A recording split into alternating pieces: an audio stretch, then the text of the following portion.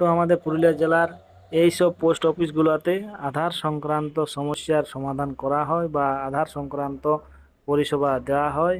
তো এইসব পোস্ট অফিসে গিয়ে তুমি তোমার আধারের সংক্রান্ত কোনো ভুল থাকলে বা আরও অন্য কোনো সমস্যা থাকলে যোগাযোগ করতে পারো।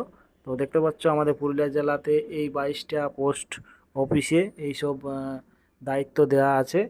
তো অবশ্যই যদি কোনো সমস্যা থাকে তাহলে নিকটবর্তী নিজের পোস্ট অফিসে গিয়ে দেখা করতে পারো, যেগুলো লিস্টের নাম আছে আর কি।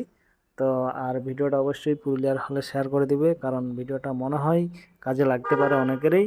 অনেকেই জানে না যে কোন কোন পোস্ট অফিসে আধার সংক্রান্ত কাজ করা হয় আর কোন কাজের জন্য কত টাকা, ঠিক আছে, সেটাও দেওয়া আছে। এগুলো অনেকেরই জানা নেই, তো তাই যাতে সবাই জানতে পারে ভিডিওটা শেয়ার করে জানিয়ে দাও।